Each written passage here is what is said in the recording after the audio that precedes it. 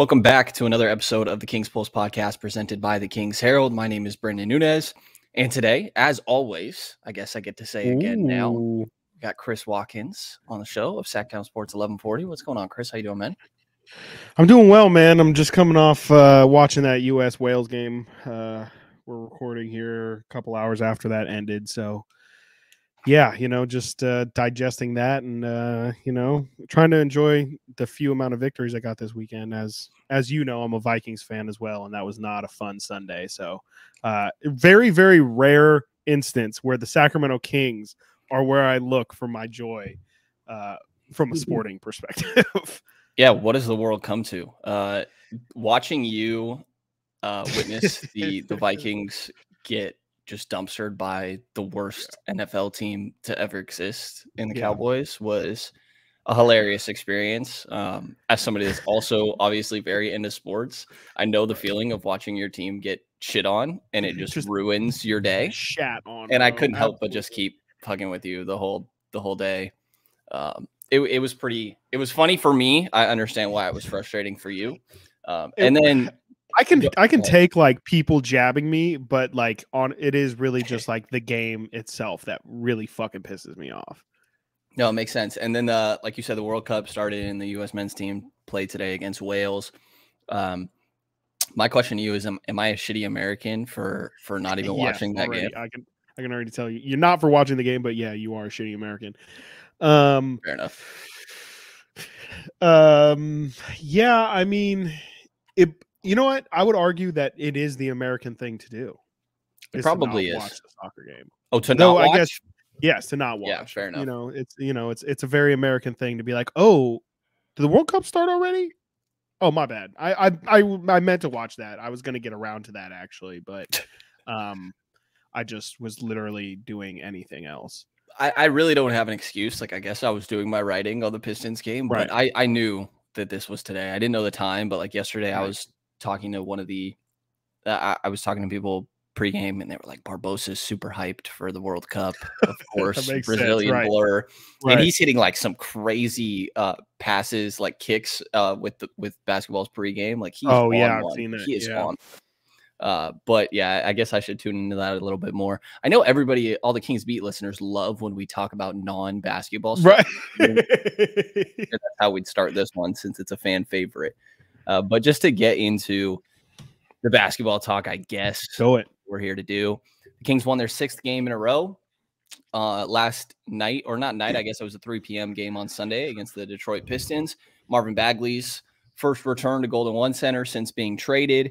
Again, Kings won their 6th game in a row. That's 9 of 11 now, and they improved to 9 and 6th. They are sitting at what is their seed right now? 5. They're currently the 5th seed in the West, which is insane. A game and a half out of 1st, also a game and a half out of 10th. It is a damn close race in the Western Conference right now. But that game obviously ended up going in Sacramento's direction, and I think the most interesting thing to me is that, like, we know that they're a damn good offense. They were ranked 2nd in offense, but this is a day where they weren't really hitting their threes. The Kings, they ended up 12 of 35 from beyond the arc in this game, and 12 triples is the 2nd least amount of triples they've made in a game this year. I think they've hit 12 like 3 or 4 times now, but to have a poor shooting night for their standards, which is still 34% from beyond the arc, and drop 137, like, the offense is ridiculous. And a lot of that has to do with, I don't know how many times we could talk about him without repeating ourselves, but De'Aaron Fox is playing out of his mind, man. Like, 33 points, 7 assists, 4 rebounds, 11 of 18 from the field, 2 of 4 from 3, 9 of 9 from the free throw line. I wanted to kind of take the angle today of, like, his confidence looks ridiculous to me. And I thought the peak example of that is that when Malik Monk got tossed, which we'll talk about that in a sec. When Malik Monk got tossed, he had an and 1 free throw he still had to shoot, but he got tossed. And so Detroit gets to pick whoever out of the guys that were on the floor, which they almost thought that they could pick somebody that wasn't on the floor, and KZ Okpala went to check into the game. And I think it's hilarious that KZ now knows that the Pistons wanted to pick him out of anybody on the roster to shoot free throws, but instead they chose De'Aaron Fox. And Fox when Go ahead. we went to one practice, or we've been to many Kings practices, but there was one practice where they essentially did that same exercise. No, where they had split the team into two teams, and it was a free throw contest, and at the end, each team got to pick one player from the other team to take one free or go. It was essentially, I think it was back and forth, like a head to head free throw battle. Do you remember who was in that? I think it was Alex Len and Chima. Am I right? I honestly don't remember. That Okay. sounds about right to me, though. Right. I was just curious who the Kings probably thought was the worst free throw shooter on the team, but Well, of the guys on the floor, it should have been Sabonis that Detroit picked. But they picked Absolutely. De'Aaron Fox, who I think was 6 of 6 from the free throw line at that point. And he went over, or he on the way to, once he realized he got picked, definitely let Detroit's bench hear it for a sec and asked him about it post game. And he pretty much said, like, why would you do that? I've hit every free throw I've made so far this game. And I think that that's just really telling of the confidence of De'Aaron Fox. Like, he ended the day 9-9 from the free throw line. And the fact that he gets picked for free throws and his reaction now is, why would you pick me? Not even a like thought of, I understand why they would. I was a bad free throw shooter before, but instead, like, why would you do that? I thought was super telling. Like, his confidence is on another level. Yeah, absolutely. And like, it's for that reason, it's incredibly apparent. Also, his you can just tell his confidence taking the three is way up there at this point. And like, he's been confident in the sense of, it always feels like for the past 2 seasons at least, he's came out the gate, like in the first 10-15 games of the season, really trying to establish his 3-point shot. And then it eventually, as we've seen, it kind of has always regressed to the low 30 percentile range. But now, so he's always, had an element of that confidence, but now it really like it, I don't know if it's just kind of an eye test thing, but you can tell the way he's pulling up for these threes that he really does feel like they're all going in. And even one specifically that comes to mind was yesterday. He got a three. I think he was a trailer, and he was wide open on the wing, and Marvin is like kind of closing out on him, and he absolutely could have pumped him. Marvin would have gone flying. He could have driven to the rim, but instead, like you said, he's incredibly confident right now, and it feels like all of his, it feels like he's a legitimate 40% 3-point shooter right now. Where is he hovering at this exact moment? He's 38% from three right now. And he from the line is 84%, which are both career highs. And it feels like it's really legitimate, and it's only going to get better as his career goes on. It feels like it is, man. I mean, I got to talk to Luke Laux, assistant coach that worked a lot with De'Aaron throughout the course of this offseason on his jump shot. I got to talk to him pregame yesterday, and at some point there will be an article out on that as I kind of piece that all together. But one of the big things that stood out was a lot of it being on shot selection. And that's what De'Aaron mentioned post-game, is that he's just kind of picking his spots. There was specifics to his form that they cleaned up, but it's really just his confidence being on another level and his shot selection. And for him to be averaging 25 points on 55% from the field, and then the numbers you mentioned, 38% from three, 84% from the line, like, this guy's on one right now. He just won Western Conference Player of the Week. And ironically, Tyrese Halliburton won Eastern Conference Player of the Week. Both of their teams went 3-0. Both the Pistons and the Kings are 8-2 in their last 10 games, which is just, or I'm sorry, both the Pacers and the Kings are 8-2 in their last 10 games, which is just hilariously ironic to me. But the Kings are playing great. Sabonis has been a big part of it. Don't need to get too much into it, but there definitely were some whistles yesterday that felt reminiscent of the beginning of the year when it came to Domas. But real quick on Malik getting tossed. The first tech is the really weird one to me that he got, because the second one, I get why it frustrated people. Malik had, I think the play before, De'Aaron got a steal and finished in transition. That might have been the Ivy one, the one where he had Ivy spinning in circles and then threw it down. And then the next play, Malik gets a steal and he gets a really tough and one finish. And then right after, he's kind of flexing right in front of Killian Hayes, and he gave him a shoulder bump, and it kind of knocked Hayes back. And that's a T. Like, I don't like that that's a T, but in the modern NBA, that is 100% a technical. And to be honest, like, Malik just needs to know that I already have a tech. That is probably going to get him tossed. There's a chance it doesn't get called. More often than not, it's going to, though, right? Absolutely. Like that, if you just clip that moment, that is like some shit that they would show at the beginning of the year from the NBA referee officials to be like, this is an example of a technical foul. Like you pointed out, I mean, Malik flexed, which we've already seen. Terrence Davis got a tech for just flexing. Didn't, he did. I think if I remember correctly, he did kind of step over. I think it was Dame. It was the first game of the season. So we've seen precedent for that. And then you throw on top that Malik really did take steps towards who was it that he did it to? Killian Hayes. He took steps towards him, and then, like you mentioned, really did extend his forearm a little bit. And it wasn't, the biggest shove, but you just can't do that. And I do think his first tech, if I had to guess, it was one of those magic word techs where he said, "Are you fucking kidding me?" or whatever, something. I can't really.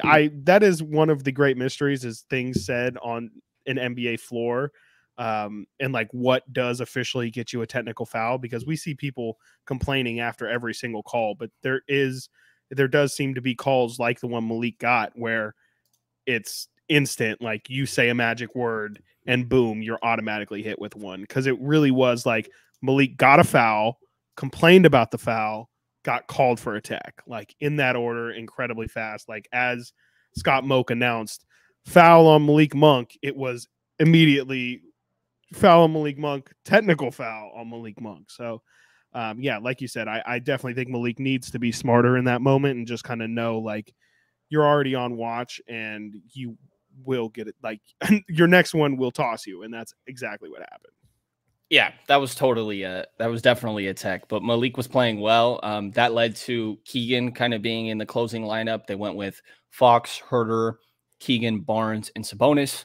That lineup did all right. Keegan still looks like he's getting adjusted for sure. Yeah. But the Kings starters were just the stars of the show. I mean, 15, 13, and 7 for Sabonis. Harrison Barnes, 27, 9, and 3, which is on 8 of 11 shooting, 10 of 11 from the free throw line. We're going to get more into Barnes in a sec.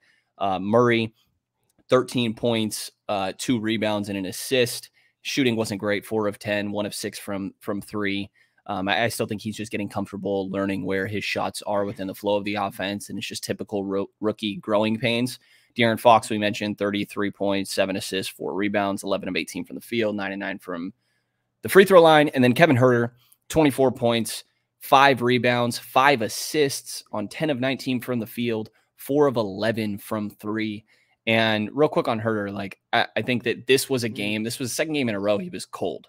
And a lot of shots weren't going in. I think Mike even mentioned post-game, Coach Brown mentioned post-game, that like Herter had a couple shots that went halfway down and then came out.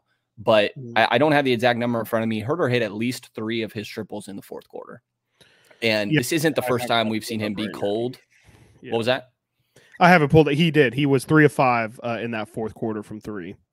And this isn't the first time we've seen him be cold and then still hit the big shots down the stretch. He's really done it all year. He has. And I love that confidence and just like being willing to get that many threes up. Mm-hmm. Absolutely. Yeah. I mean, Kevin, like you mentioned, he's continued to stay ready the entire game, regardless of if he's shooting well or not.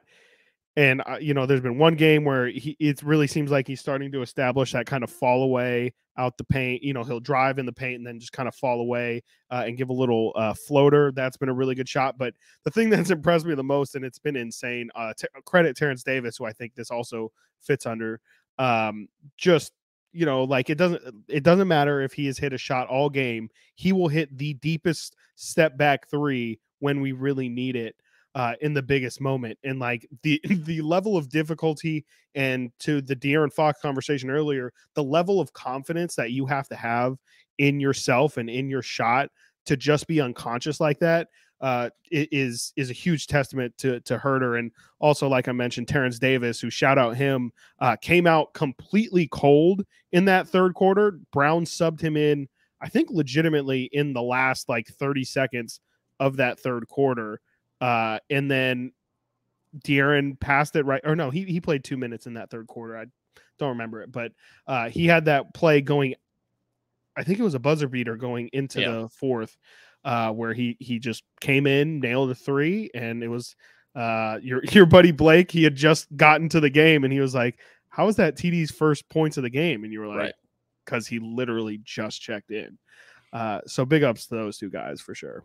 For sure. I mean, yeah, if you're shooting 51% from three, I would hope that you're pretty confident. Right. You gotta feel good about it. Is, man. Like, I think the big question with him, and like, you know, I question, like, is there a way that this guy ends up in like most improved player conversations with a change in role? But the big question was, like, is he a guy that's comfortable shooting a lot more than he did in Atlanta? And I think we've seen the answer to that so far. Absolutely. So that's been great from Herter. But on HB, man, HB obviously had a really tough start to the season. I said on the Kings beat that I was worried he could be washed. I was worried he could be. I did not say he was, for what it's worth. Nobody will listen to me when I say that, but whatever. Right. I feel good about getting it out there. But in this 6-game win streak, man, HB's been playing great. Throughout the course of these 6 games, he's averaging 16.8 points, 6.3 rebounds, 2.7 assists, 1.2 steals on 61% from the field, 42% from three, just over 3 attempts per game, and 89% from the free throw line, just over 6 free throw attempts per game. HB looks like the player that we expected again. And I think different people had different expectations for what that means for HB. But I think it's telling that Coach came out, and the very first thing he did in his post-game presser, which we're going to get to because the vibe around that presser was not what you would expect it to be when the Kings just won their 6th game in a row. Very first thing he said, though, was that HB's been playing well, that he thought he stepped up on both ends of the floor and had a big game for the Kings. And he mentioned him guarding Bogdanovic, who was very clearly Detroit's best player. In the game against Brooklyn, KD was he was the one assigned to KD. And I think he's been solid on defense. It's kind of like typical. It's just what HB was last year. I think he has his moments where you definitely want more. I wouldn't say he's like a great at containing the perimeter or anything, but he's their best wing defender right now. Mm-hmm. And that says a lot about the team also. To KZ withstanding. True. But KZ, obviously. The one that's playing. Yeah. He's their best wing option. That's, Yeah, no, that's a good point, because KZ's definitely that guy, but KZ just seems like he can't find his role on offense. So I think that HB looks really comfortable. Those numbers are kind of evidence to that. And Barnes said post game that as much. The quote I have is quote, "I just think it's a sense of chemistry, knowing where guys' spots are, where passes are going to come, cuts are going to happen, and I think now we're kind of clicking. We kind of have that continuity that at the beginning of the season we didn't have." There's a part of me that's wondering if HB seemed like a guy that liked Sacramento. I slow down on the word love because it's a strong word, but he seemed like a guy that really liked Sacramento and then slowly soured on it because they were shit, to be honest. And there's part of me that wonders, like, and I had wondered this at the beginning of the year, that like, if this team performs well as they have been, is there a way that HB comes back? And I don't think we're going to know the answer to that question, but like, I think that is a possibility, and it doesn't really seem to be like talked about as one. Do you think I'm out there for that? First off, I want to address the HB, how he feels about Sac. I think what you said is fair. I think, whether he's soured on Sac, I don't know if I'll go that far, but like, he definitely, I think when he first got here, he was like, oh, this is a place where which he did. I believe he did sign another extension. Right. He could picture himself being here in the long term, being a fit, and just kind of, not being their star, because let's not forget when the situation he was coming from was Dallas, where he was paid to be their best player or second best player. And then obviously once he got here to Sac, it was definitely more of like, hey, can you just be a solid role guy for us? And I think that was very, very enticing to Harrison, especially when he was going to get paid what he has gotten paid, which he has deserved. He has been incredibly solid for sure. But I think it's just kind of more he's opened himself up to the possibility of like, yeah, I could definitely, like, there's no reason to stay here. And it is, like you mentioned, because of the losing. In regards to him staying, I don't think it's out of the question. I would be very surprised if it happened. But if things start going well here, and if Harrison can keep up, I would be surprised if he can keep up the numbers that you mentioned earlier. I would probably expect his field goal percentage to drop to around 50%, and maybe that results in him being like a 14, 6-2 kind of guy. Yeah, I mean, I don't know. I think there's a chance, but if I had to imagine, he would have some value out on the open market. I don't think it's a very good free agent class. If I'm not mistaken, like Zach LaVine is kind of like the best player, and it's kind of a bunch of Harrison Barnes level role players.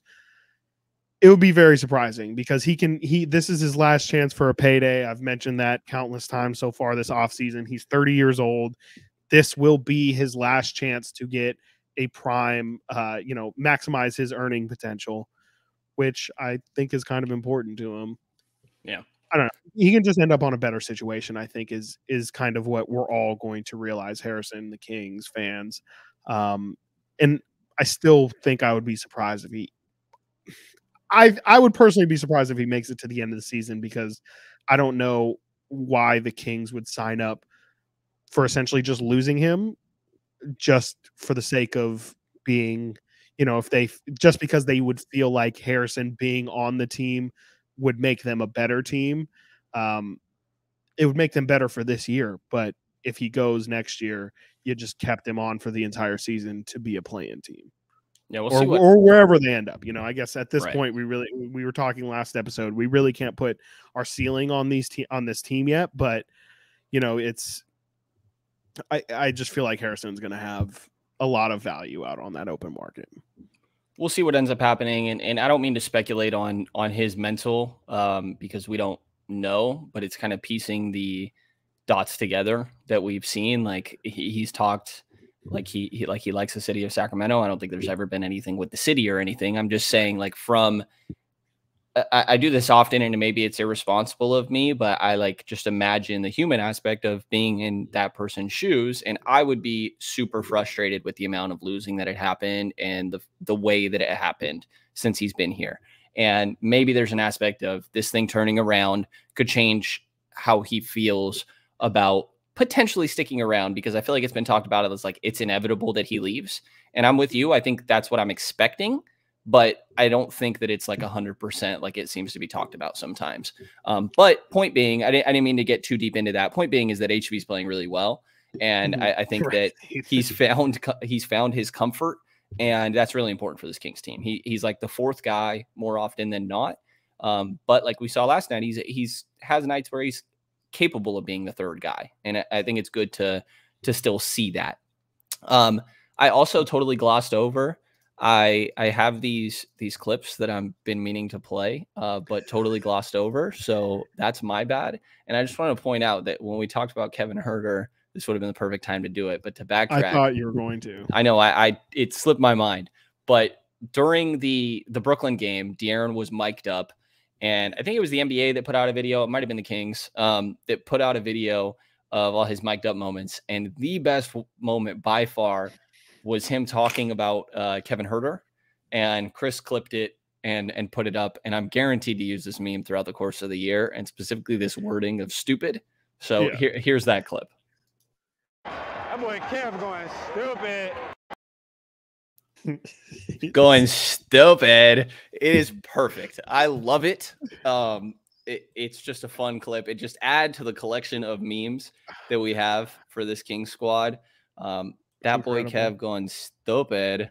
It is so good. But yes, just randomly throwing that in there. I should have done it smoothly earlier, but I had to play that clip because it is one of my favorite things as of right now. The other thing I want to talk about before we get into, because I do think the most important thing is that coach was really disappointed. But before we get into that, Marvin Bagley's return. Marvin. We also had Dadley sitting courtside. Yeah. Very prominent. He's a large man, so he's very hard to miss. And he's in Detroit blue. Like, yeah. Right. Yeah. So I had tweeted out that I hope Bagley doesn't get booed. Because he spent what you were expecting. Right.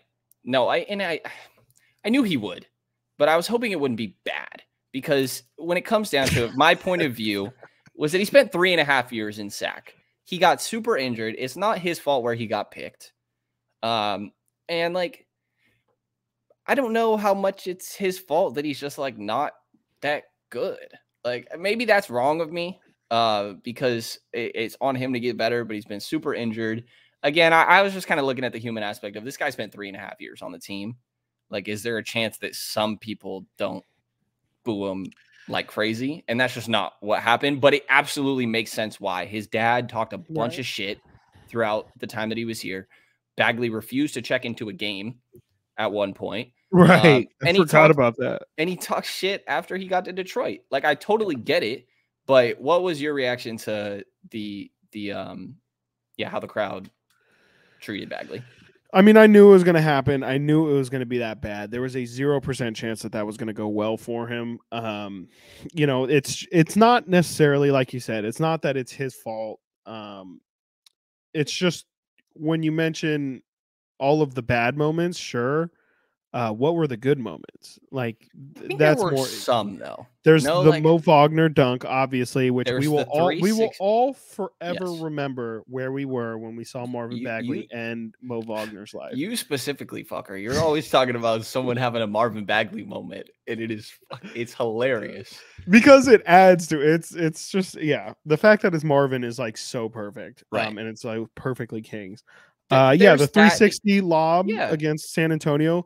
Let's not forget, I'm fairly confident both of these two moments were his rookie year. Probably. And his rookie year was good. People forget he's a first team all NBA rookie for that season. It was the first 5 picks of that draft were made up the NBA rookie first team rookie that year. He had a really good rookie year. And there was some promise, but from the get-go, it was we wanted Luka. It's also people have a tough time booing Vlade. They did at one point. But it's where do you place your anger for this situation? He's the only one who you can really place it on. And then you throw on the fact that his dad's an ass. And a big problem too was Marvin was pretty childish about it. Like, let's not act like Marvin had nothing to do in this, No, he could have shut all that shit down. Yeah, he was never, I don't want to throw shade here, but he never owned up to anything or apologized or, even made mention of like, hey, that's my dad. He's going to do what he does. I fully support him. That's not how I feel at all. Or he at least, and he might have made that comment once, but it did not feel like he was very vocal about it. He did not go out of his way. Like, he thought it was weird that he would get asked about it. And I just think he didn't have the right attitude. He was what is Marvin now? Like 22, 23? Yeah. He's still super young. And he's, he I think was a very big family guy. And much like we saw with the LeVar Ball situation, I think it was honestly a lot more similar to that than people realize, where his dad was incredibly involved in just about everything that had to do basketball wise with his kids. And it was just a nasty situation. We don't need to talk about it too much longer, but I completely expected it. And I do feel bad for him. I 100% feel bad for Marvin. I think I was telling you, you and Frankie yesterday, like, his dad is sitting courtside. His dad's an ass. His dad definitely knew that this was coming. There's probably a reason why he decided to fly all the way to Sacramento just to go sit courtside for this game. It was probably a bit for emotional support.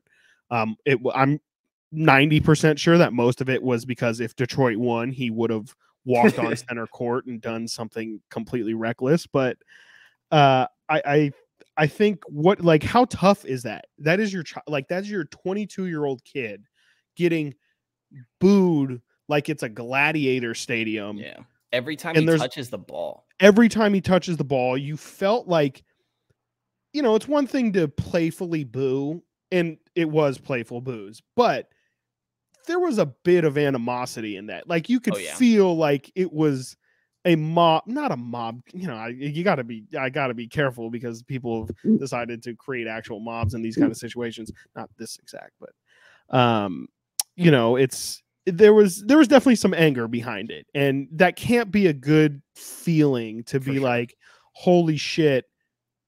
Well, they set a new attendance record yesterday. Yeah. 17,200 whatever people, all of them, or whatever, I'm sure it felt like all of them, were just berating your child.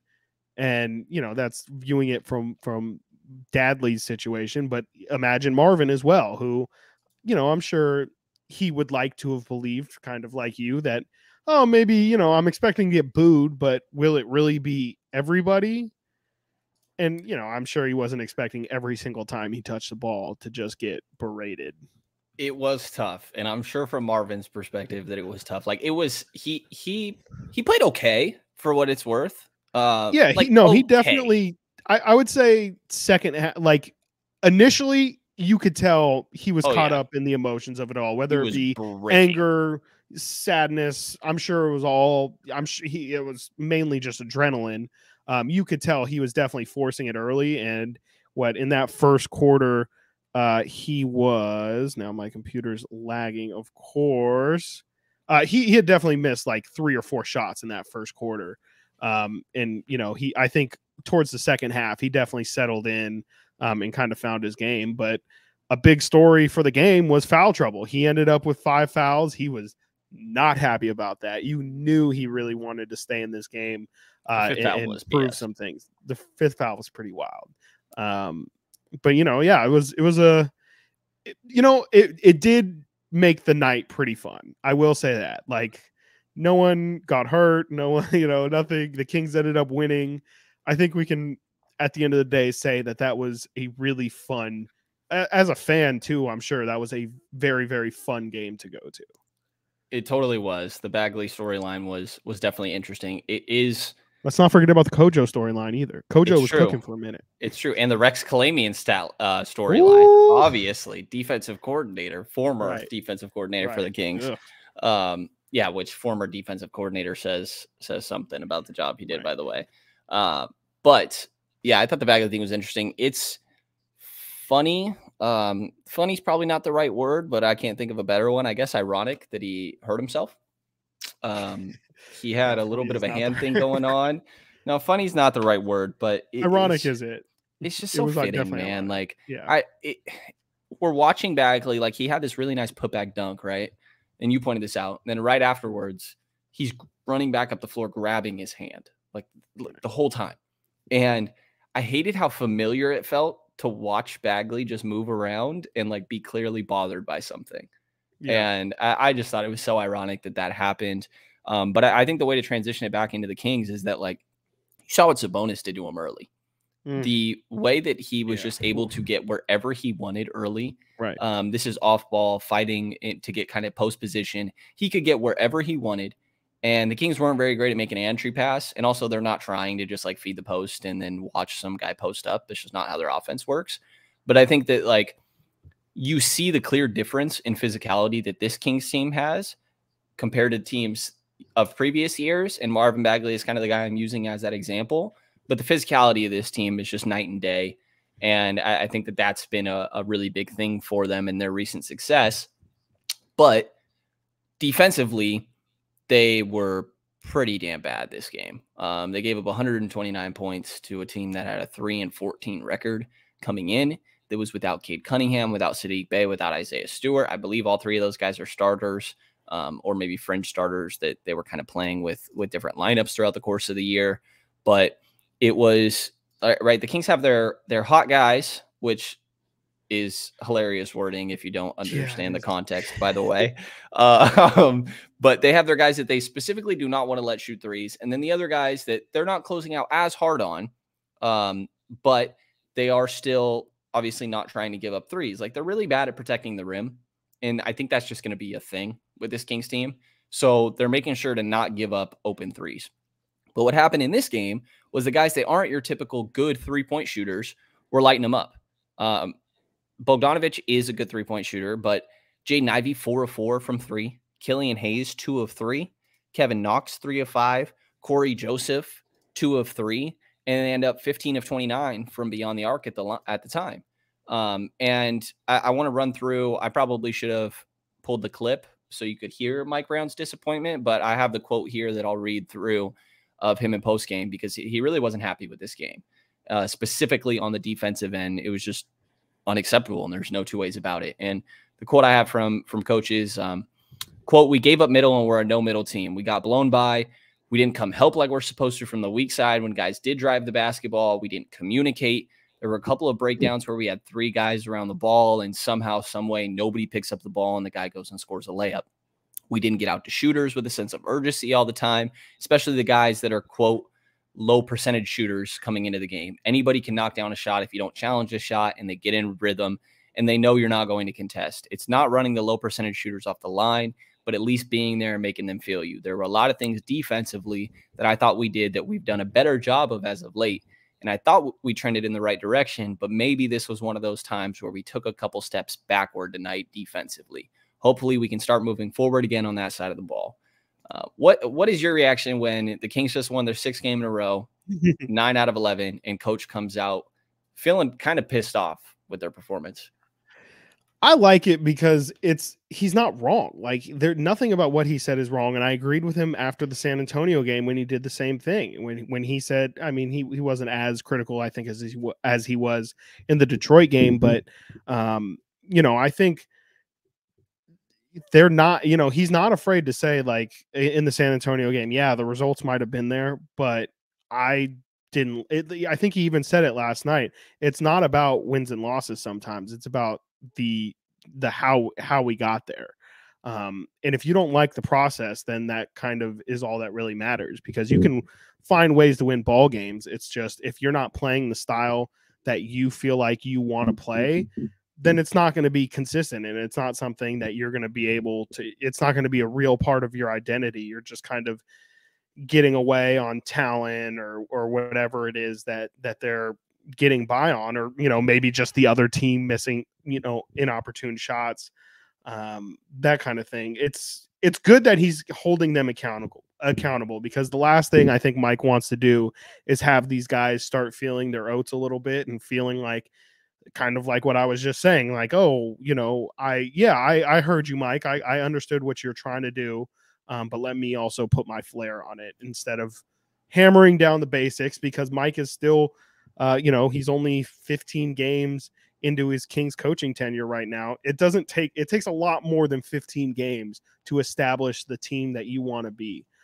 So he's still trying to instill those kind of things and make sure that these guys, they should feel good about themselves for toughing through 6 games and getting on this win streak. But that doesn't mean that we're doing everything that we're supposed to be doing. And, it's honestly just exactly what you would expect a coach to feel like. You would hope that your coach isn't satisfied with just getting victories. He is really, really concerned with the process. And it's, that is Mike Brown to a T, is being incredibly focused on the nitty gritty stuff that you can always tighten up, where he even had, if I'm not mistaken, even in the Brooklyn game where they score 153 and win by 30 points, he still was like, no, there's some things that we can definitely tighten up on. And he's completely correct. There's always something that you can get better at. I think it's a great mindset to have. And I, like you, totally understand where he's coming from. I mean, you can't give up 129 to the Pistons. Right. You just really can't. And he also acknowledged, obviously, their offense was great. I think he said the sky's the limit, and he's been surprised at how quickly they've clicked on that end. But you can't rely on dropping 130 plus to win a game. It's just not sustainable in the NBA. I keep thinking about the 2020-21 Hawks, 2nd in offensive rating, but 26th in defensive rating. They won 43 games and then won the play-in and got knocked in the first round 4-1 to Miami. Like, I understand that's a good outcome for this Kings team, but I think that we didn't expect this level of offense. And if they can clean up the defense, that the ceiling could be even higher than that, which is kind of something we talked about a lot on the last episode. But I mean, how much do you think they can clean up the defense? Because like I said earlier, like I don't think that there's any way this team becomes a good rim protecting team. Like, what is the ceiling for this team on defense? The more and more I think about it, and the more that they allow the Spurs and the Pistons and, you know, these really bad offensive teams to continue to put up numbers against them. The Lakers, the Clippers, honestly, the worse I feel about the potential of the defense. Like you said, I don't think that the rim protection is going to get solved anytime soon. They're allowing near the top of the league, if I'm not mistaken, in at the rim field goal percentage, which is incredibly tough, because I do think that especially we saw against Detroit the other day, it felt like Jalen Duren was just killing them on the glass. And size is a huge issue for this team, especially if they're going to continue to roll with this 9-man rotation where it's really just Mezzi and Sabonis as the only true bigs playing. It's going to be tough. I really don't know. The only thing that I think that could be something that Coach Brown has been hinting at with the continually getting better, because the only way that they can really tighten up the defensive end, in my eyes at the moment, is just being really disciplined and really funneling guys to help.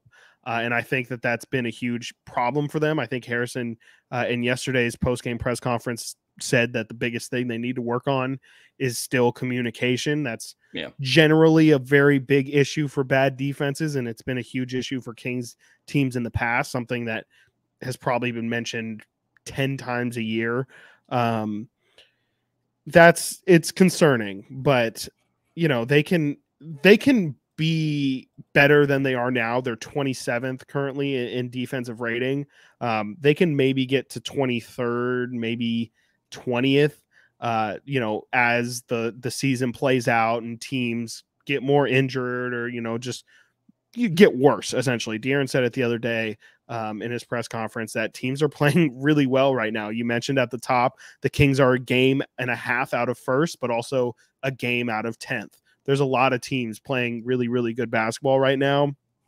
I would expect, as the season plays out, teams to kind of figure out what they're trying to get out of the season. And as that happens, you know, people will fall off. But I was also just looking at it as you were talking earlier. The Kings have played 7 of the Kings' 12 opponents. Yes, 7 of the Kings' 12 opponents are in the bottom, what is that, 12 in offensive rating. They've played the Hornets, who are dead last, the Clippers, who are second last, Lakers, who are third last, Spurs are 26th in offensive rating, Pistons are 25th. They have also played Miami, who's 21st, and then Orlando, who's 19th. So that's 7 of the Kings' opponents already are in the bottom 11 in offensive rating. And they're the defense that they are right now, which is 27th currently in defensive rating. So they haven't even been playing good offenses, and they have allowed a crap ton of points and just haven't played good defense against the worst offenses in the league. So there's not really much reason to believe that that's end of the floor is going to get better. It'll be really interesting to me on Sunday, I think, is when they play Boston, just how that game goes, because Boston is, if the Kings are the best offense, Boston is right on their tails as the second best offense in the league. So if the Kings can hold them to 130, 125, like that honestly feels like a miracle.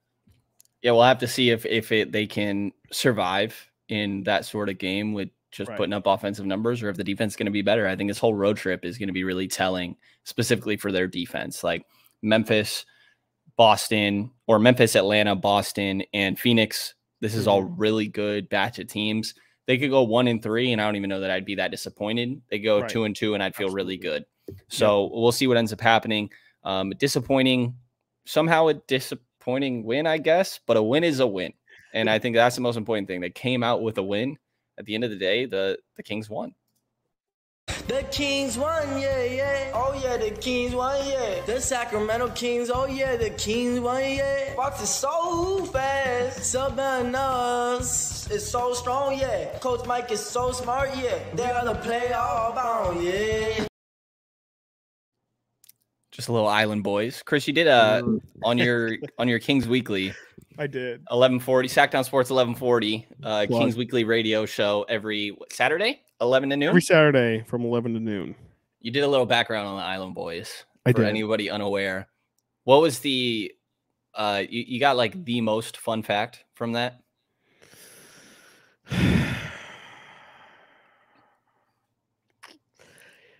No, there wasn't really many there wasn't really many facts behind them. There's really not much to them. They're just their names were pretty great. One of the one that included the Soldier Boy and Fly Soldier is their names. They're brothers. They're 20, which kind of surprised me. I mean, yeah, they're pretty simple guys. They're just they've been arrested multiple times, which I guess I was kind of surprised by because I feel like I don't know, they gave off the vibe of like people who want to be about that life, but probably aren't actually about that life. It seems like they might be about that life, but apparently they owe their manager 150K or something. Which is wild. And that's how we got the cameo. It is. It literally is. Like bro, they charge 180. That might be the funnest fact. They charge $180 per cameo. That was an 18-second video. It was $10 a second. Is that right? Yes, $10 a second for that video.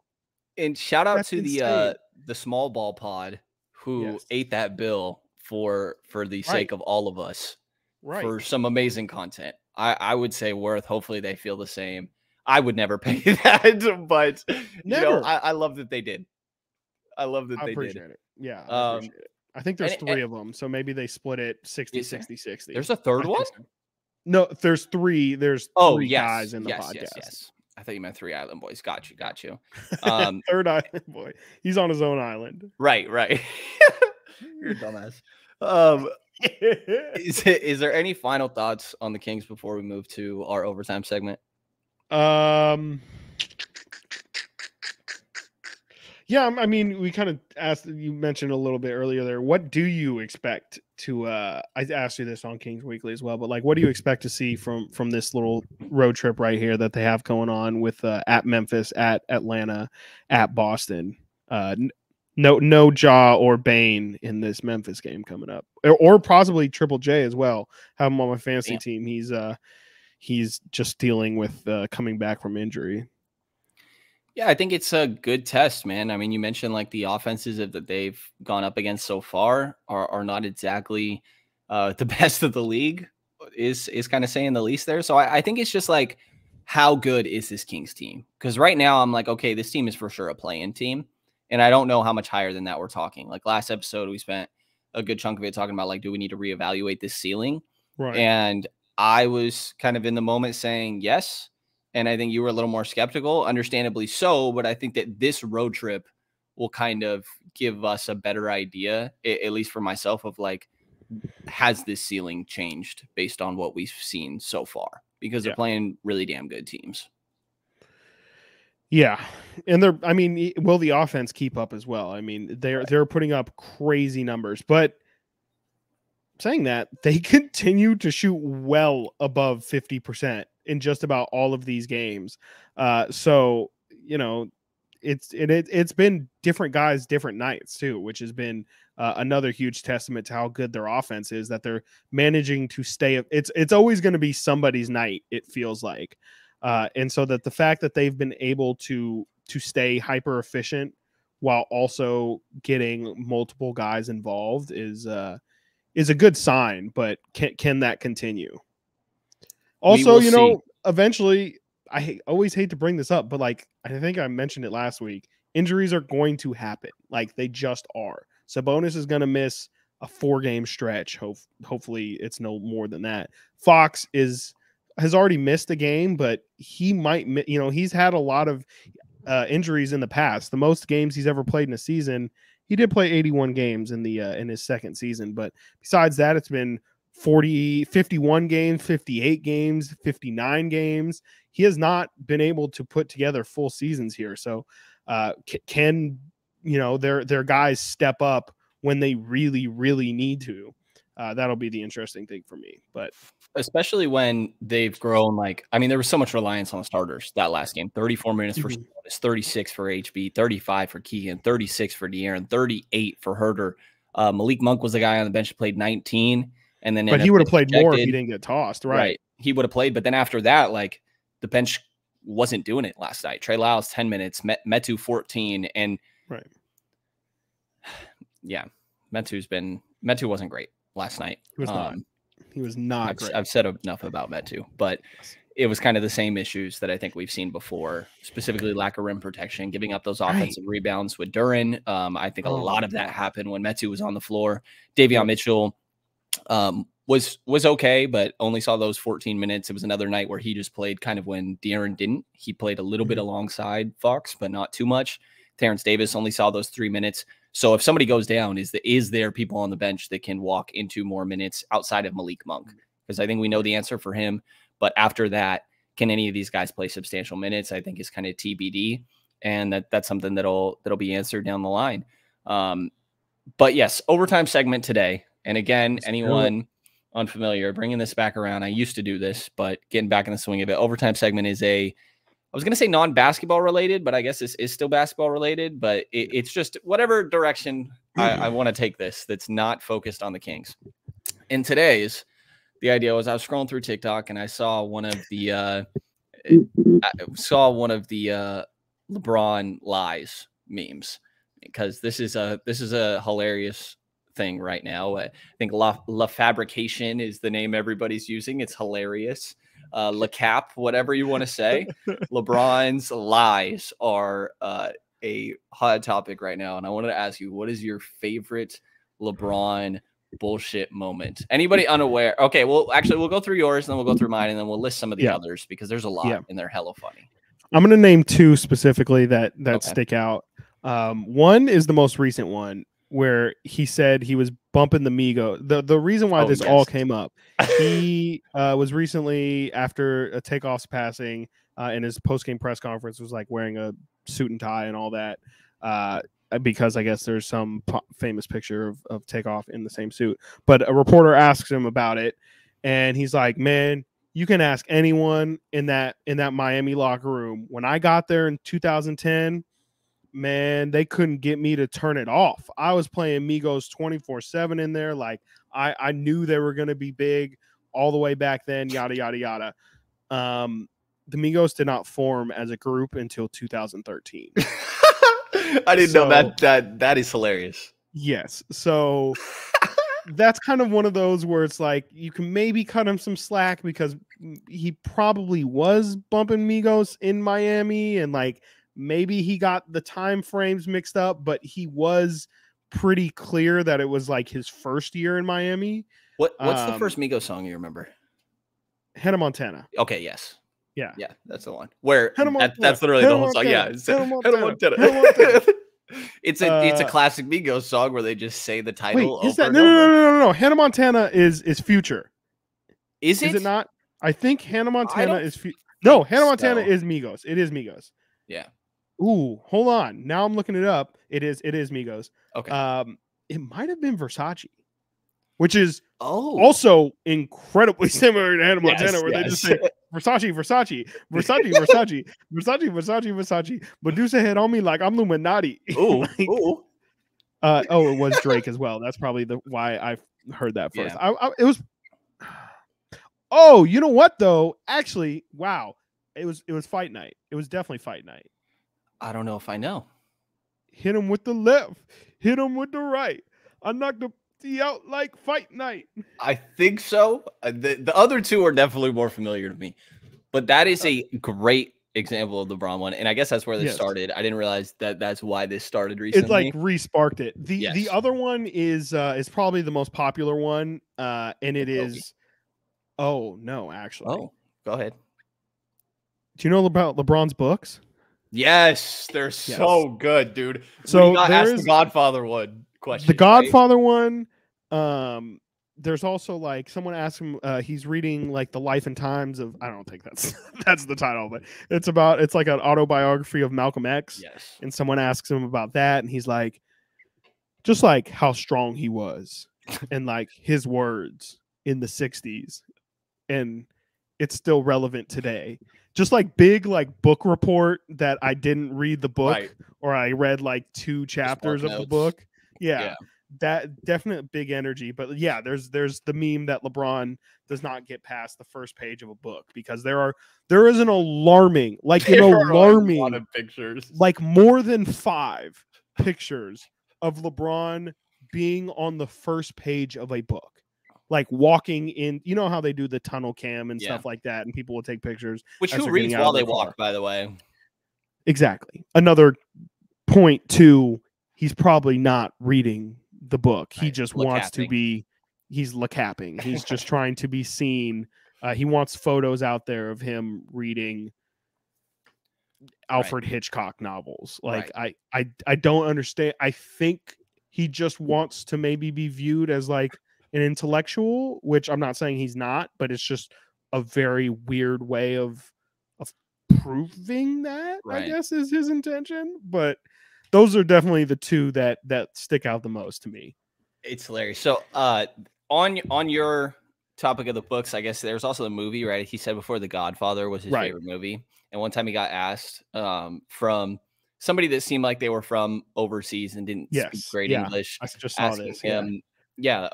What's your favorite line from The Godfather? He says, he gives him so much. He's just like, literally, what is your favorite part of The Godfather? Pretty much. He's like, there's so many good parts. Like, you could choose. There's so many. It's like, bro, you can't think of a single one. And like, he diverts by making it. He's like, well, each one is 9 hours, so there's too many moments. Too many.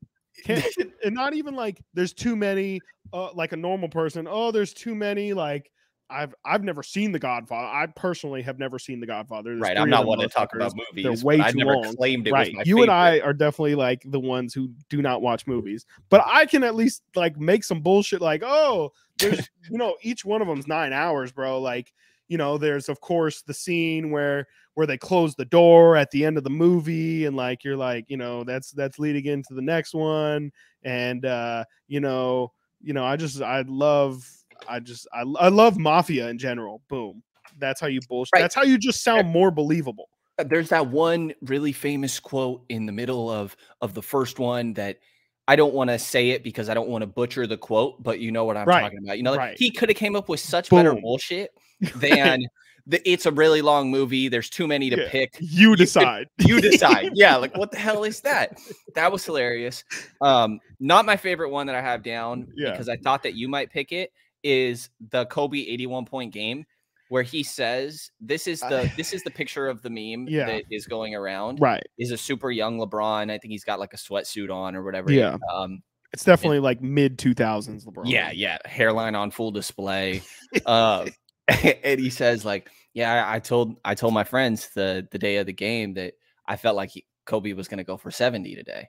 He's like, I don't know why I said that, but I just felt it. And then he's like, and once he got to 70, I was like, oh shit, he might as well go for 80 now. And it's like, bro, you did not sit there the morning of and predict that Kobe was about to drop 70. That is cap for sure. My favorite one though is this happened within the last couple years because he was on the Lakers. He got hit in the eye by Draymond in a game. And then later that game, he hits a game-winning 3 that was crazy, right? And then in post-game, he says that after Draymond hit him in the eye, he was seeing 3 of everything, and that he was seeing 3 rims, and that he just shot at the middle for the middle one. Yes, and I do remember that. He was not out there seeing 3 rims and shooting at the middle. That is so much bullshit. But it is prime LaFabrication. It is great. It is hilarious. And I've loved these LeBron memes recently. He's probably going to say that he predicted Sacramento to end their playoff drought a couple years 100%, ago. He's 100%. Like, I knew Mike Brown was going to go there. Once they signed Malik, I seen Malik last year. I see the work he put in. I said, they got Fox, They got Herter. Now they got Malik. That's a playoff team right there. I knew it before the year. I told Mike that. Right. Ask him. I Yeah. told him. Yes. No. So that's the overtime segment. I thought that those memes have been hilarious. Yeah. And I love that we both were able to mention ones that the other guy didn't remember because I know. there's so many. And guaranteed, anybody, Right. YouTube comments, please tell us your favorite Yes. LeBron bullshit story. Twitter as well. I think they're freaking hilarious. I like but the bullshit. La bullshit. Yes. La cap, la fabrication. There's a lot. It's great. But that's going to do it for this episode. Chris Watkins of Sacktown Sports 1140, Return of the Roar podcast co-host with our guy, Frankie Cardicelli. Yes, sir. Sacktown Sports 1140, Kings Weekly every Saturday, 11 to 2, doing pre and post game work as well for them, right? On some of those shows. Yes. Yep. Anything else I'm missing? Got a lot of shit, my guy. I know, and I'm still broke. If you can believe it. No, that's it. I mean, don't hit, man. Bro, let me tell you, podcast checks do not hit at all. I get paid in experiences. That's right. What my employer would say for sure. Retweet. But things are going well, man, for sure. I'm excited to be hopping on this. I think this is like something. I do a bunch of different shit, but this is different than the other shit I do, and that's my main goal with me trying to do everything is having it's all still my voice, it's all still me, but having each be a different kind of avenue and have a different vibe. And I hope people enjoy me, because it would really fucking suck if someone out there is just like, bro, I hate this fucking guy, because I for sure would have been like that. I used to be a heavy before I was the podcaster, I was the podcastee, and I would listen to who's somebody who's not in Kings media anymore, so I can shit on them. We don't got to do that. Okay, sure. I would listen to person X, and I would be like, I don't fuck with this guy at all. And every time he's on a pod, I'm like, this guy's an idiot. So we can do one. Maybe a former broadcaster. We don't have to drop a name, but maybe a former broadcaster for the team. Right. Yeah. Right. Yeah, right. Fair enough. So I was not a heavy listener of said person. So Chris Watkins haters, get in our comments. Right. Please let me know so that I can get on even more shit that you listen to and fuck your entire listening shit. Wow. There we go. PG podcast over here at Kings Bulls. Also, yeah, I mean, that's really the biggest thing is I can curse on here. I can't curse with anything 1140. So there we go. I'm gonna let this shit fly. There we go. I'm gonna let that motherfucker fly. Right. I have to get the coach running meme that you've talked about. I'm gonna have to get that. Turn the fucking Jets on. Oh my god, yes, that's top tier. We got to get that audio because real quick. Also, great audio too. De'Aaron yesterday saying, "I can get whatever fucking shot I want." Yes, bro. That's what we should have talked about when we were talking about his confidence, because that was really like I have never heard De'Aaron say some shit like that before, and when he said that, I was like, "You're that fucking guy." Yeah, like he literally was laughing. It was like, because I think it was brother Haynes. What's his name? Mark Haynes. Mark Haynes asked De'Aaron, like, how do you feel? You used to say you're the fastest guy in the league. Like, do you still feel that way? And De'Aaron was like, honestly, he pretty much was like, I don't give a shit about that. I got the full quote. Please. I use my speed when I have to. I feel like my pace is a lot better than it was in the past. The label doesn't necessarily matter to me. And they said, I get whatever shot I want, honestly. It doesn't really matter to me. The question just comes up a lot, but honestly, I don't care. I should have clipped the audio like you're saying, because that is a great display of his confidence. He's literally laughing, saying, I get whatever shot I want, honestly. Yeah. So, like, it's really, it's actually funny to me. Like, wow. And then he mentioned at some point in there that I didn't end up typing out because it wasn't the smoothest to transcribe, some of long lines of like, I'm shooting right up there with the best in the league. Like, yeah, he's that guy. He's that guy. And he very clearly has been. He knows it. He does. And hopefully he keeps it up. So, but that's going to do it for this episode of the Kings Bulls podcast. Appreciate everybody in here on all listening platforms. We got video form as well on YouTube. So check that out. And then I've been doing writing just like all the other great guys and gals at the Kings Herald. on that site. So take a look at kingsherald.com and take a look at their Patreon to support local independent Kings coverage. And if you enjoyed this episode of the Kings Pulse podcast, please subscribe, rate, and review. And hear from us again in the next couple of days.